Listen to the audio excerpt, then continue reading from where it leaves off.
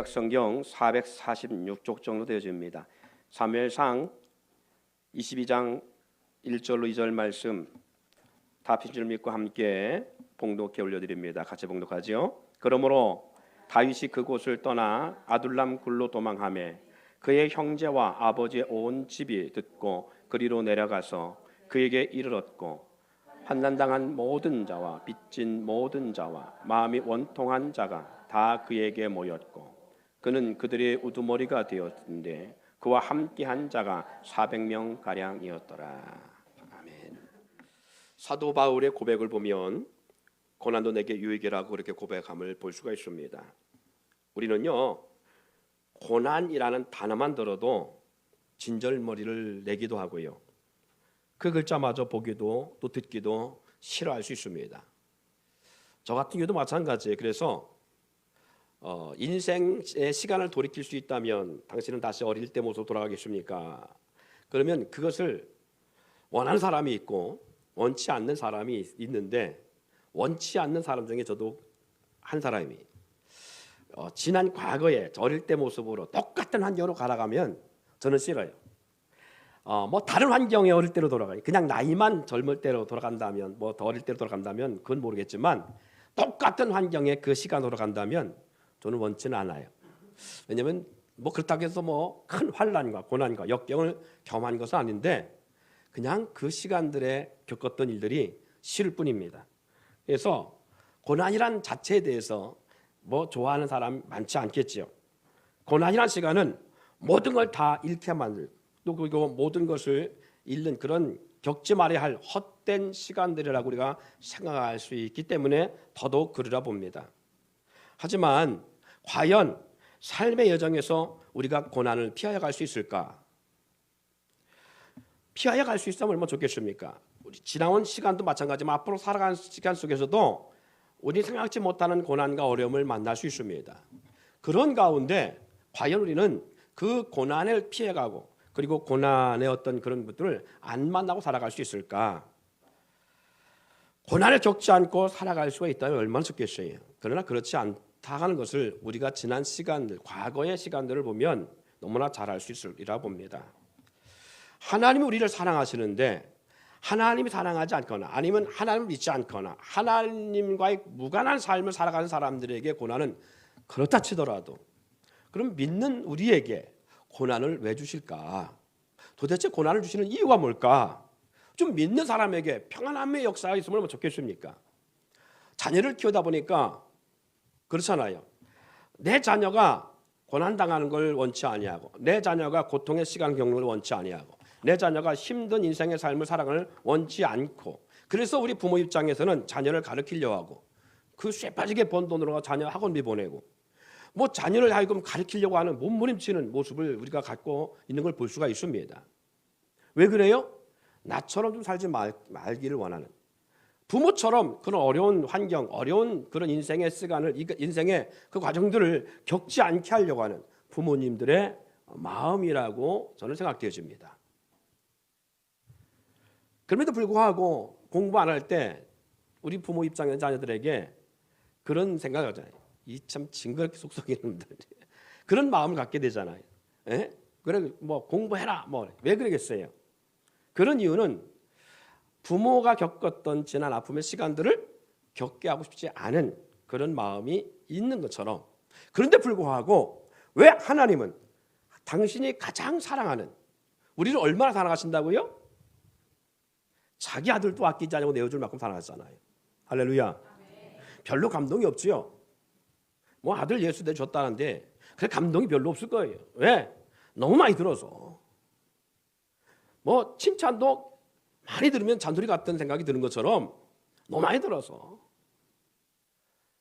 그것처럼 예수 그리스도의 십자가의 구속의 역사를 우리는 늘 감동해야 되고 감사해야 되고 거기에 정말 이 감개무량함이 우리에게 와 닿아야 되는데 어떻게 보면 이게 식상하게 느껴져서 가고 있다라는 거예요.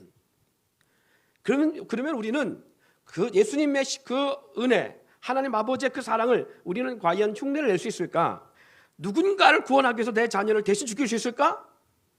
쥐뿔 그것도 못하면서 우리 그 큰 하나님의 사랑에 대해서 우리는 너무 평가절하하고 있고 그걸 너무 가볍게 여긴다는 거예요. 그래서 주님 우리 가운데 하신 말씀이 그렇잖아요. 첫사랑 회복하라. 할렐루야. 어디서 떨어졌는지 그것을 살펴보고 그 첫사랑을 회복하라는 거예요. 첫사랑을 잃어버린다. 그것이 뭐냐? 그리스도 십자가 사랑을 저버리면 우리는 구원할 수 없다는 거예요. 십자가 사랑을 저버리는 그 순간에 우리는 세상을 사랑하게 돼 있고 물질을 사랑하게 돼 있고 정욕을 사랑하게 돼 있고 이 세상 것을 사랑하게 돼 있어요. 십자가 사랑을 저버리면 우리는 구원의 반석, 구원의 은혜를 우리는 저버릴 수 있는 삶을 살아갈 수 있다는 것입니다.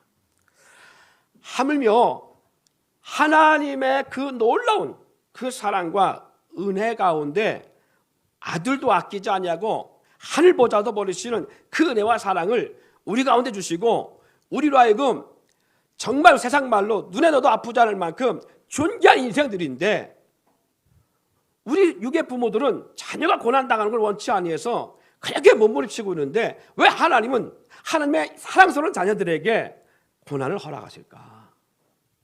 라는 것입니다.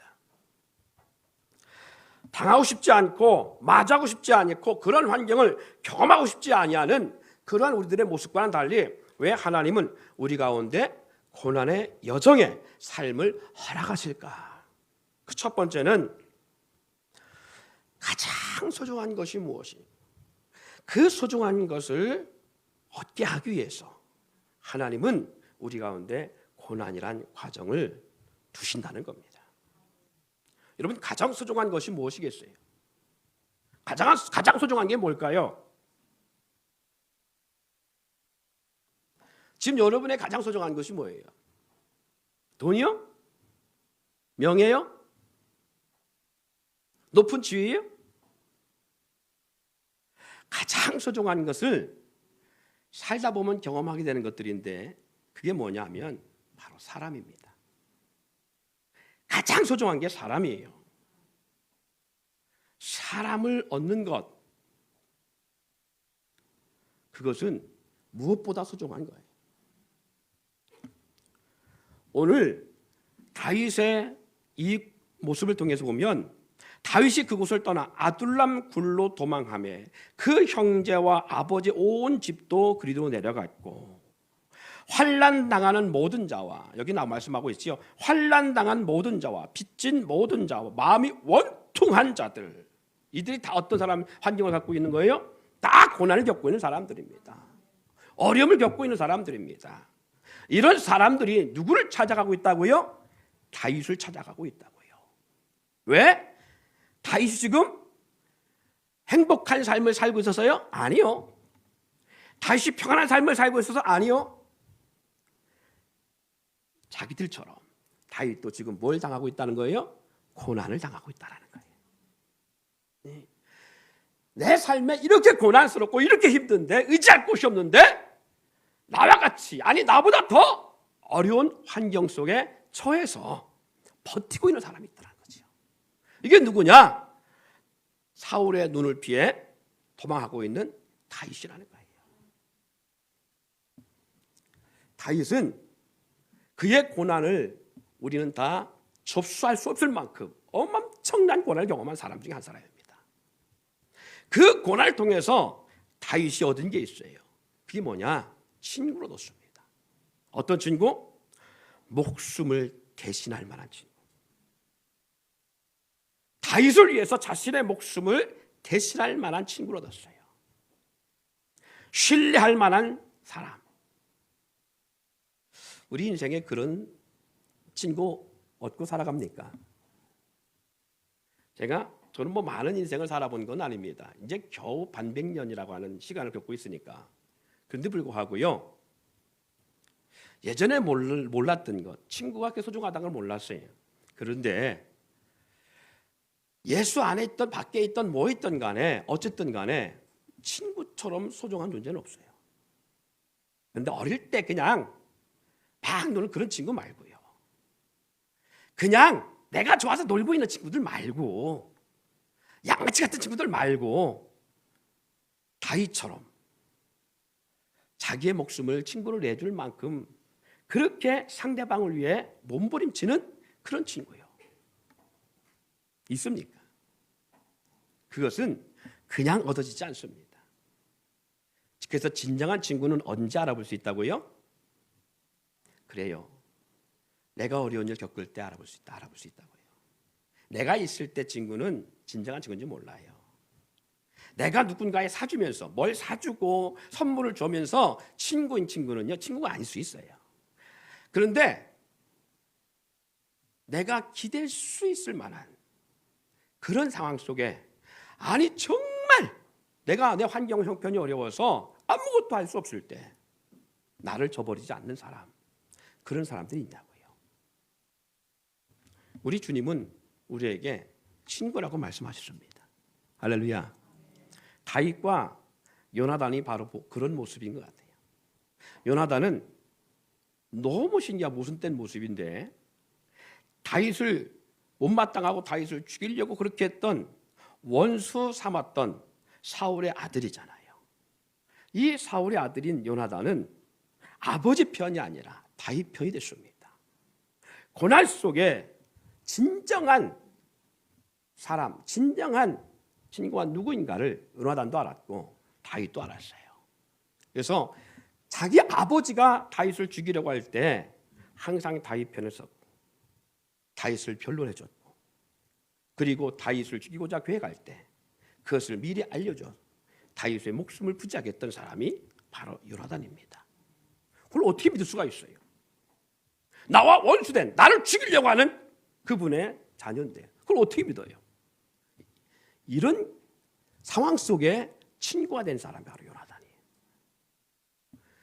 적어도 그의 아버지는 그렇다 쳐도 그의 아들인 산천은, 그 요나단은 나에게 절대적으로 해를 끼치지 않을 사람이다. 그걸 어떻게 하냐고요? 어떻게 그 친구를 삼을 수가 있겠냐고요? 이런 상황들을 봤을 때 고난이 아니면 판별력을 가질 수가 없습니다. 고난이 아니면 쉽지 않은 거예요. 그래서 이 다윗이 고난 속에서 이렇게 신뢰할 만한 귀한 친구를 만났다는 거예요. 이 다윗의 고난이 무엇을 열어줬느냐 하면 다윗 왕궁을 세우는 하나님의 비전을 이루는 위대한 인물들을 만나는 그러한 계기들이 됐음을 볼 수 있습니다. 하나님은요, 하나님의 비전을 아브라함을 통하여서 내가 어떻게 너의 자손을 통해서 너를 통해 낳은 족속들을 통하여 어떻게 내가 나의 왕국을 너를 통해 세울 것인가에 대한 비전을 창세기부터 주기 시작하셨습니다. 아브라함이 하나님 앞에 제사할 때에 하나님은 그 아브라함에게 그 약조를 하셨어요. 너의 후손이 반드시 이 땅을 차지할 것이다. 이 역사의 비전을, 아브라함으로부터 주신 그 조상들로부터 주신 이 비전을 하나님은 다윗을 통해서 이루어 나가시는데, 어떻게? 이 다윗이 고난을 통해서 만난 환난당하는, 고난당하는 사람들 통해서 이 놀라운 역사를 이루어가요. 그래서 아브라함에게 맹약한 그 약속의 비전을 다윗 왕국을 통하여 완성해가는 걸 볼 수가 있습니다. 고난이 없이 될 수 있을까요? 아니요. 고난이 있었기에 가능한 일이었습니다.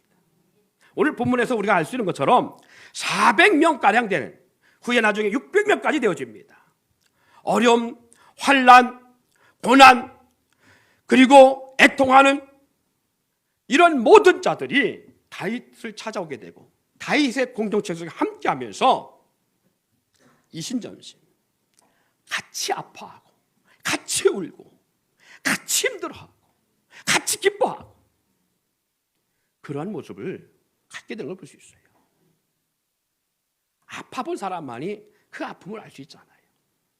그래서 눈물의 빵을 먹어보지 않은 사람, 그와 인생을 논하지 말라는 말이 있는 것처럼, 여러분, 고난 중에 함께 만난 사람들이 모여서 그들이 뭘 만들어가느냐? 하나님의 비전을 만들어가고 있는 걸 볼 수 있어요. 그 중에 이 600명 가운데 충성된 30명의 용맹한, 전쟁을 두려워하지 아니하는, 목숨을 두려워하지 아니하는 인물들이 나옵니다.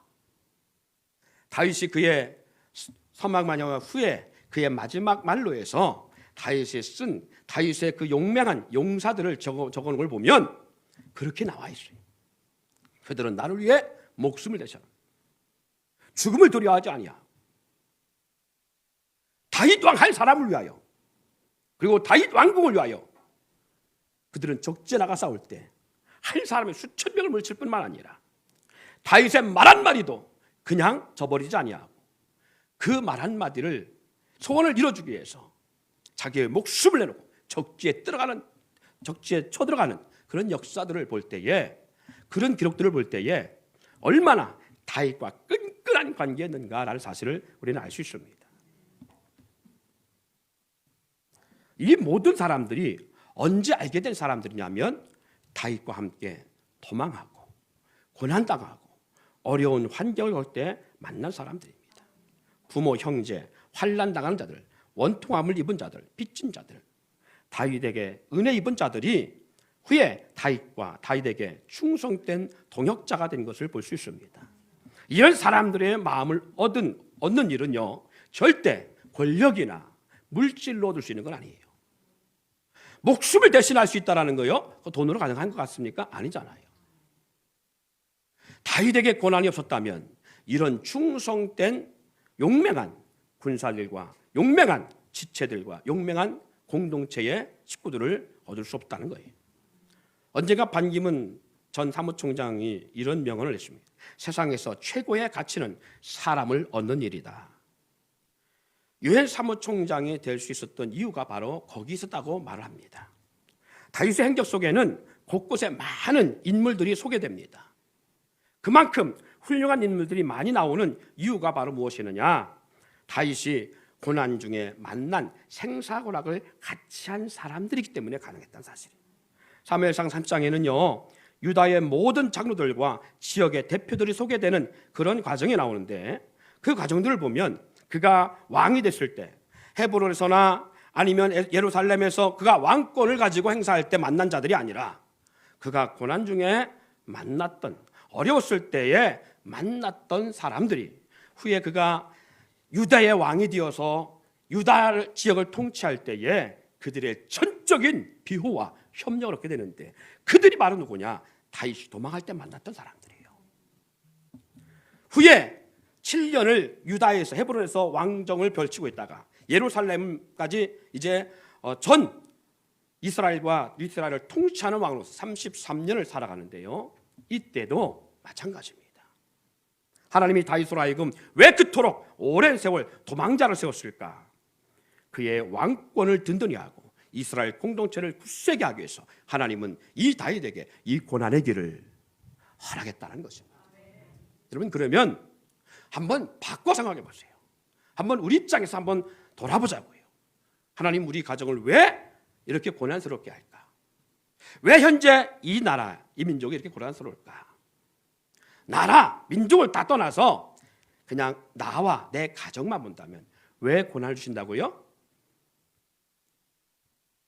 그 가정을 파괴하려고요? 그 가정을 송두리째 다 공기분해시키려고요? 아니요. 가정을 든든히 하게 합니다. 할렐루야. 자녀와 부모 사이, 부부 사이가 돈독하고 흔들림 없는, 사탄 마귀가 흔들 수 없는 든든한 가정을 세우기 위해서 주시는 거예요.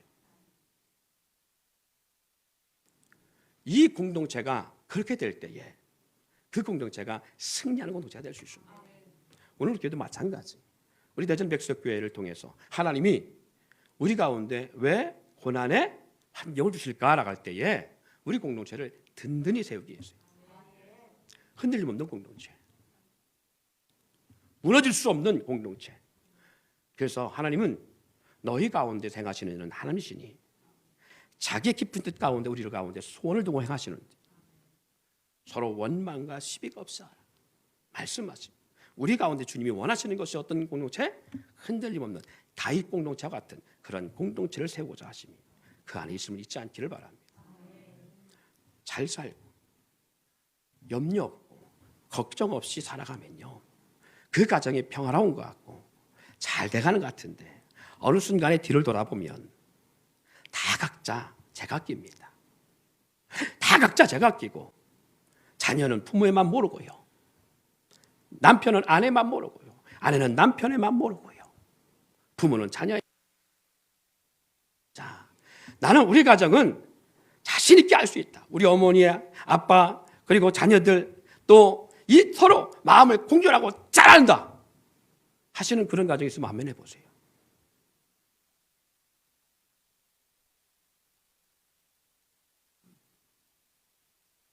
어려움을 만나면 어려움을 피하고 싶어서 자녀들은 그런 집구석에 있고 싶지 않아서 들로산으로 옛날에 그렇게 하는. 요즘은 들로산으로 못 가니까 마치 유리하는 사람들처럼 이 친구 저 친구 만나고 이 친구 저 친구 집에 가 자고 집에도 안 들어오고 애는 애대로 남편은 남편대로 아내는 아내대로 다 각자. 우리 주님이 원하시는 건 그런 공동체를 원하시는 게 아니에요.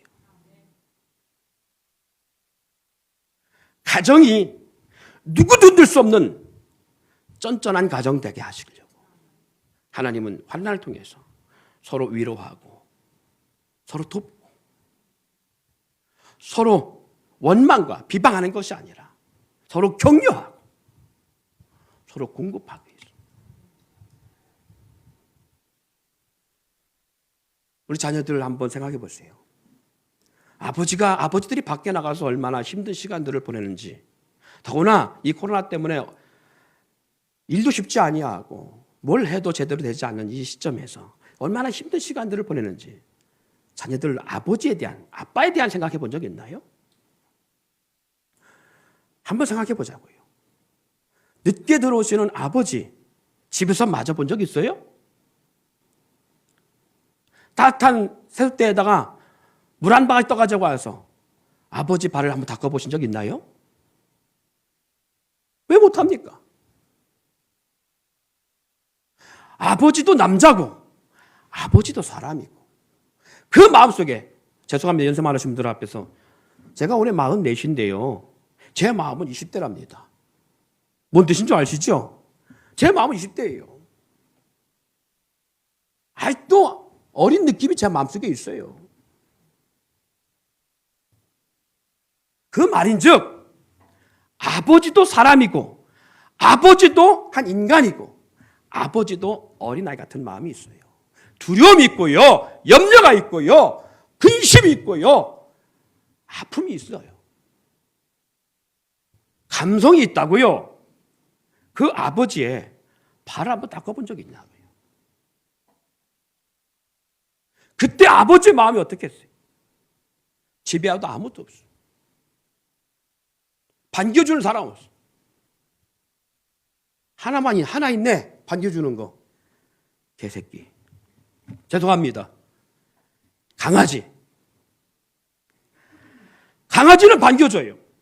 근데 강아지가 반가운 게 아니잖아요. 그러니까 남자들은 집에 들어오면 강아지를 팔로 차요. 이렇게 할 수 있어요. 아내들은 안 그런가요?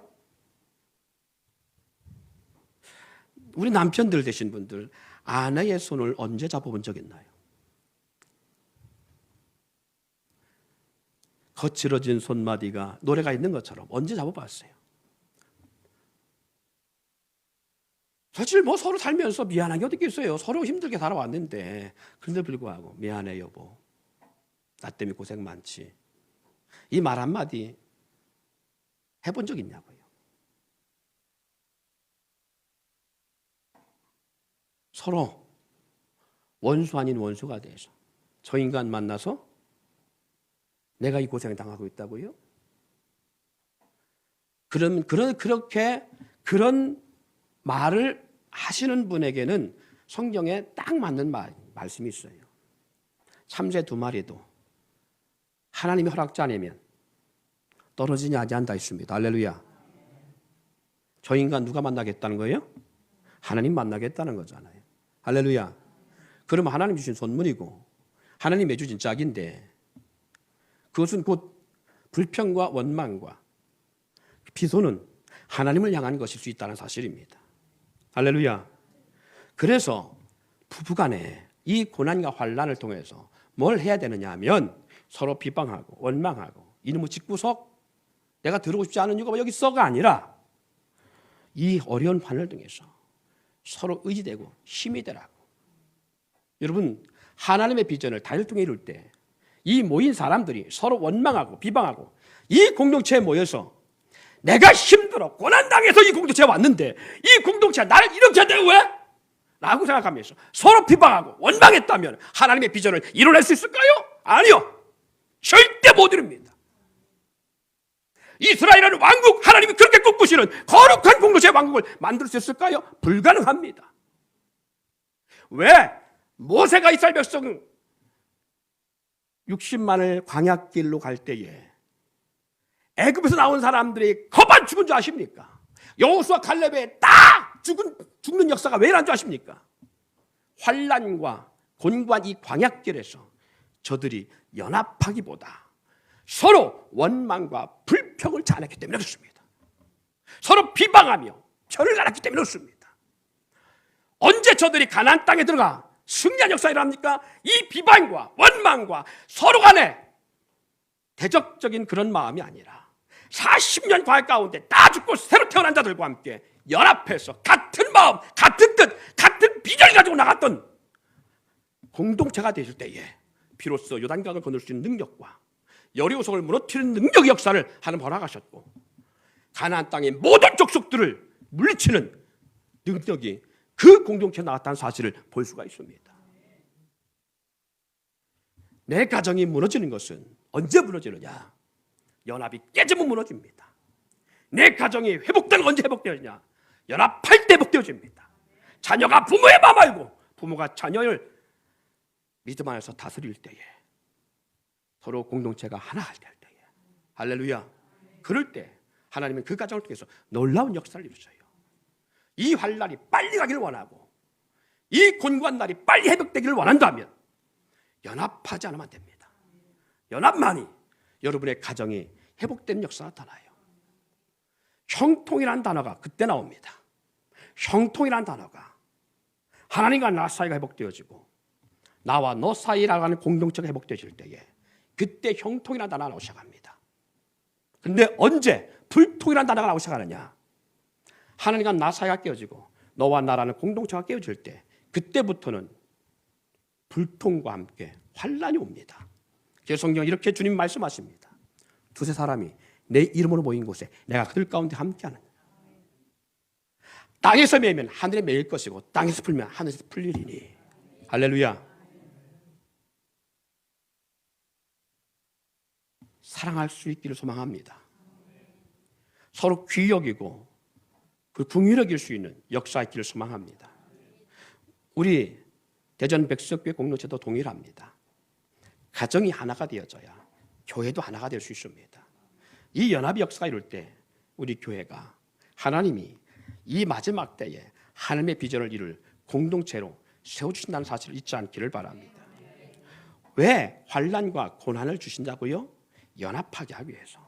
서로 목숨을 내놓고 서로를 귀히 여길 수 있는 아픔이 있을 때에 그 아픔을 통해서 사람들은 서로 의지하게 돼 있거든요.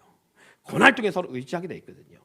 그렇다면 우리가 지금 우리 가정이 왜 하나 되지 못하느냐라고 할 때에 아픈 것 같지만 사실은 아프지 않기 때문에 그렇습니다. 고난도 하는 것 같지만 고난이 아니기 때문에 그렇습니다. 친구가 다 떠나고 내 곁에 내가 의지할 대상이 없어지고 단 10원도 없어서 기댈 수도 없고 그래서 삐적삐적한 사람씩 가정에서 들어와서 서로의 얼굴을 바라보기 시작할 수 있을 때 어느 순간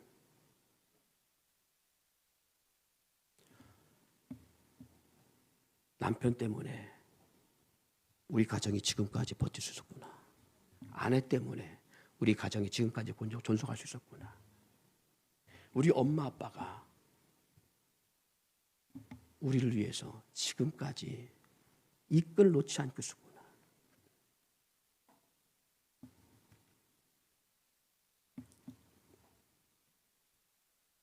그때가 시작입니다.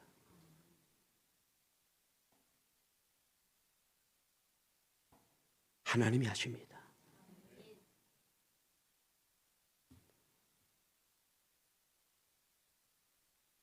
남편이 하는 것도 아내가 하는 것도 부모가 하는 것도 아니라 하나님이 하십니다. 우리는 그런데 마치 남편이 해야 되는 것처럼, 아내가 해야 되는 것처럼, 부모가 해야 되는 것처럼, 나의 부모며 당신 어찌하여 우리 가정을 이렇게 힘들게 하십니까? 아니요, 부모가 하는 게 아닙니다. 하나님이 하십니다. 그래서 자녀들도요, 부모를 위해 기도해야 됩니다. 여러분의 가정이 잘 되기를 원하면 부모를 위해 기도해야 됩니다. 원만과 불평해야 되는 것이 아니라 부모를 위해 기도해야 되는 거예요.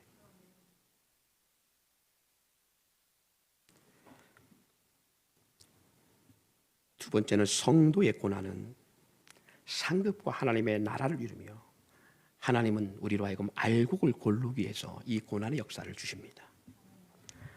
마태복음 13장에 보면 3장 12절에 손에 키를 들고 자기 타작마당을 정하사 알곡은 모아 곡간에 들이고 죽정이는 꺼지지 않는 불에 태우시리라 라는 말씀이 있어요.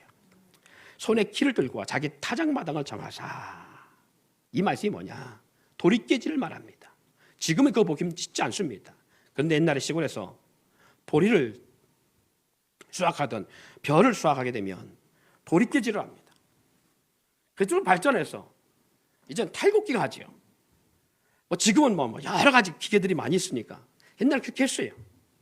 그럴 때 이 벼모가지가 타작마당에서 타작을 당하면 힘듭니다. 자기 몸이 여기저기 터지니까 얼마나 힘들겠어요. 조금 지나고 나면 그것을 치에 다 담습니다. 그리고 까부릅니다. 본 적 있나 모르겠어요. 이 까부를 때에 죽정이는 다 나가고 알곡은 하나도 옵니다. 성경의 말씀이에요. 손에 키를 들고 자기 타작마당을 정하사 알곡은 모아 곡간에 들이고 죽정이는 꺼지지 않는 불에 던져주리라. 고난, 환난의 의미가 뭐가 있다고요? 알곡과 죽정이를 나누는 시간이라고요. 어려운 일을 당할 때에 무릎 꿇는 사람이 있고 어려운 일을 만날 때에 죽게 가까이 오는 사람이 있습니다. 저희 어머니는 당시 낳은 자식만도 여러 명이에요. 일남오녀였으니까 여러 명, 6명이 됐는데 거기에 사촌 형님 누님까지 9명을 키우셨어요. 그래서 저보다 저희 사촌 형님을 더 의식하셨어요. 그래서 옷을 사줘도 저는 안 사줘도 사촌 형님이 사줬었어요. 왜? 상처받을까 봐. 지 아들을 지가 낳기 때문에 잘해주고 나는 남이니까 못해준가 보다 그런 소리 안 들으시려고 사촌 형님한테 더 잘했어요. 그런데요, 정작 어려운 일을 만나니까요 떠나요.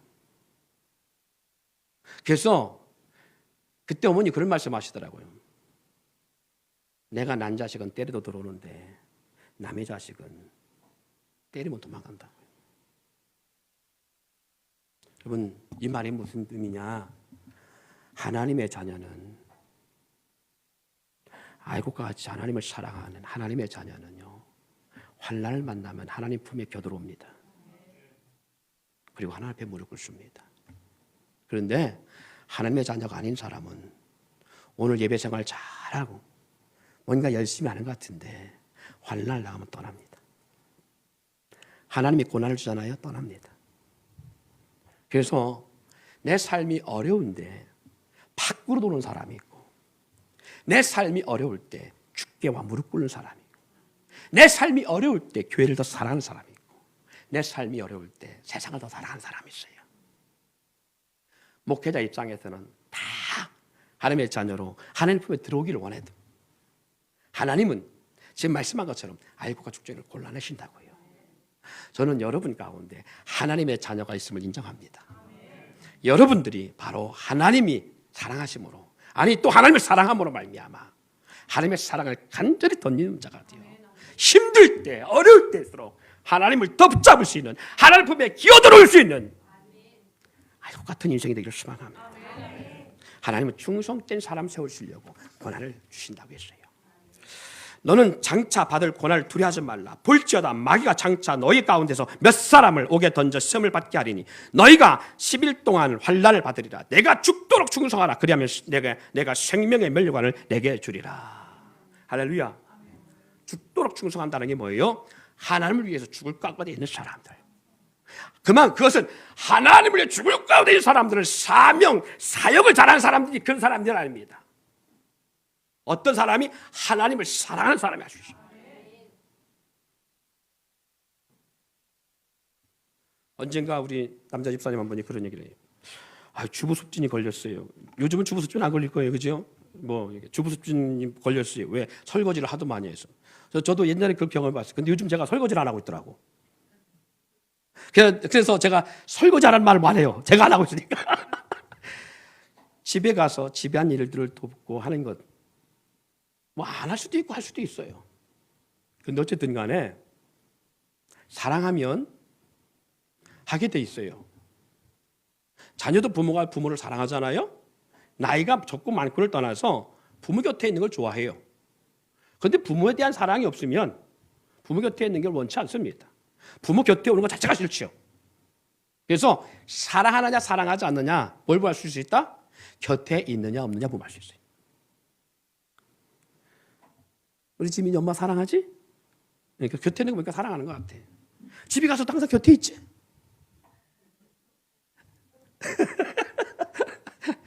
사랑하면요, 사랑하는 사람 곁에 있고 싶어 합니다. 그런데 사랑하지 않으면 곁에 있는 것 자체가 부담스러워요. 그래서 나이를 먹으면 부부 사이가 원만한 게 아니라 좀 맨만해져가지고 희한하게 따로 삽니다. 성경에 그랬어요. 그래서 성경에 기도하는 것 외에는 분방하지 말라. 어쩔 수 없이 내일 출근해야 되니까 남편이 코 고는 소리에 아내가 코 고는 소리에 잠을 못 자니까 어쩔 수 없이 그걸 이해할 수 있습니다. 근데 제가 아는 목사님 한 분은요, 남편이 코를 안 돌면 잠을 못 잔대. 불안해서. 코 소리 코 고래야 그것이 자작가처럼 들려서 잠을 깊이 잔다는 거예요. 그럼 그 사람 문제가 있는 거잖아요. 그 사람이 문제가 있는 거예요. 코 고는 소리에 잠을 못 자는 사람이 문제가 있는 거예요. 그렇죠. 할렐루야. 저 집안 약간 그런 집안이니까 잠 못 자는 게 문제가 있는 거죠. 그죠? 그 자장가로 들려야 되는 역사가 있을 만큼 사랑은 그럴 수가 있어요. 사랑하면요, 자기 목숨을 내어줄 수 있어요. 그래서 부모들이 자녀를 사랑하기 때문에 자녀를 위해서 할 수 있어요. 우리 하나님도 마찬가지입니다. 우리를 사랑하시기 때문에 당신의 독생자를 내어주신 것처럼 우리가 정말 하나님을 사랑하면 하나님을 위해서 뭐 할 수 있다고요? 충성할 수 있다고요. 죽도록 충성할 수 있다고요. 그런데 하나님을 사랑하지 않은 만큼 우리는 하나님의 일에 그렇게 충성심을 발휘하지 않는다는 것입니다. 그래서 말씀하는 거예요. 내가 어디서 떨어졌는가 생각해보라. 내가 하나님을 첫사랑을 잃어버렸나 잃어버리지 않나 어떻게 찾아낼 수 있다고요? 교회 일에 등한시되고 예배가 사모하지 않아지고 내게 맡겨진 사명들에 대해서 사역들에 대해서 점점 게을러지고 예배당에 오는 것이 귀찮아지면 그때가 언제 시작됐나? 그렇게 된 게 언제였는가? 그때 이미 떨어졌다는 거예요. 그때 첫사랑이 이미 떨어졌다는 거예요. 성경에 뭐라고 했어요? 회복하지 않으면 내 촛대를 옮겨버리라. 할렐루야. 여러분, 하나님의 일 우습게 보지 마세요. 영원한 생명과 연관성이 있다는 사실 잊지 않기를 바랍니다. 그러기에 오늘 우리 가운데 고난과 어려움 중에 이 일들은 우리와 하여금 충성된 증이 되어 생명의 면류관을 얻게 하고자 하시는 하나님의 은혜가 있음을 잊지 않기를 바랍니다. 고난을 통해서 하나님의 사랑과 은혜를 더 깊이 체험하기 위해서 하나님은 그 세 번째 우리 가운데 고난을 주신 이유입니다. 고난이 없으면, 환난이 없으면, 어려움이 없으면 주어진 것이 얼마나 귀한 것인지 몰라요. 주어진 것이 얼마나 귀하고 가치 있는 줄을 모릅니다. 여러분, 날 수 없는데 정말 몇 달간 몇 년간 기도하는 가운데 금식도 하고 철야도 하고 작정기도도 해서 그래서 날 수 없는 가운데 하나님께서 잉태 축복을 주셔서 그 10달을 버티는데 그 10달도 쉽게 넘어가지 아니하고 몇 번의 위산의 위기를 경험하고 막 그런 가운데 유산의 위기를 경험하는 가운데 그래서 태어났어요. 그렇게 키운 자녀가 귀하게 보일까요? 아유, 뜬금없이 생겼네. 아이고, 이거 날 생각도 없었는데 그냥 가졌네. 지울 수 없으니까 그냥 어떻게 태어났네. 태어날 때면 뭐 배가 풀어져 아프는데 갖고 이게 애가 날라나 그러는데 병원 가자마자 쑥 났어.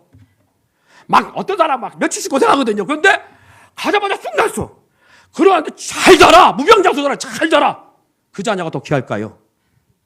누가 더 귀하게 보일까요? 전자잖아요. 그죠? 예. 날 수 없는데 정말 가난에 매달리고 기도해서 한나처럼 계속 얻었어요. 근데 그 날 때 10달도 힘들었는데 낙화라도 막 잔병 치르고 막 이런 가운데 키워요. 그 자녀가 귀할까?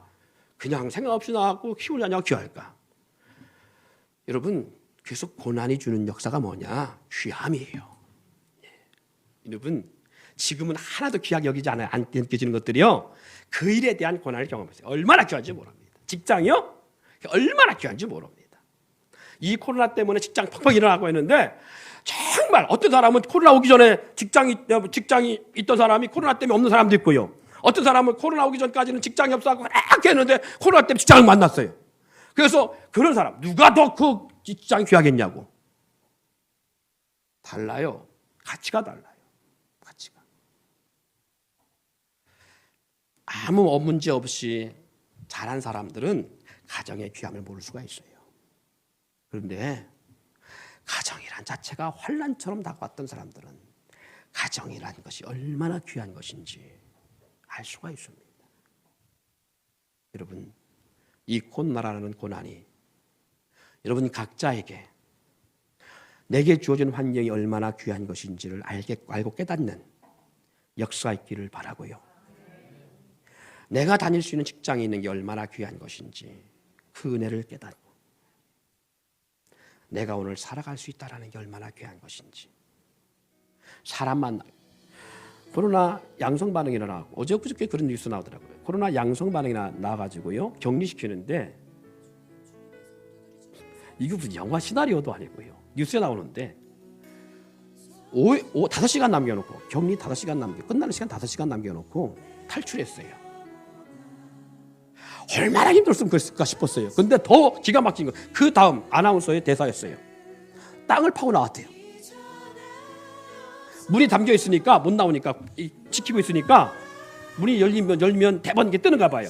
그래서 떠갖고 이렇게 알수에서 막 바로 이렇게 공무원들이 달려오니까 그걸 숨기기 위해서 땅을 파고 탈출했어. 아니 무슨 정리를 어떻게 해서 땅을 파고 나와 보니까요 이게 조립식 벽이더라고요. 한쪽은 화다 있는데 화다를 파고 나왔어요. 이제 그걸 뉴스를 보면서 황당하더라고. 이야, 얼마나 나오고 싶었으면 2주간 격리가 얼마나 힘들었으면 또 그렇겠어요. 또 그 사람 얼마나 답답한 일이 있으면 그렇겠어요. 또 솔직한 얘기. 내용은 잘 모르겠어요. 그런데 어쨌든 그런 모습을 보면서 이 코로나로 함께 한다는 게 얼마나 귀한 것인가. 할렐루야. 얼마나 귀한 거예요. 우리 뭘 해보지 못하잖아요. 뭘 같이 누려보지 못하잖아요. 점심 먹은 것이 꽤 오래됐어요. 그렇죠? 이 코로나가 그렇게 됐잖아요.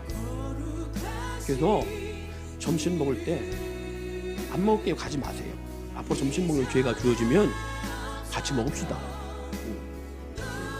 안 먹고 가는 사람 집에서 밥 주지 마세요. 한 3일 굶기세요. 그 지돈 사 먹게 하든지. 그러면 교회 주일에 와서 밥 먹게 돼 있어요. 예.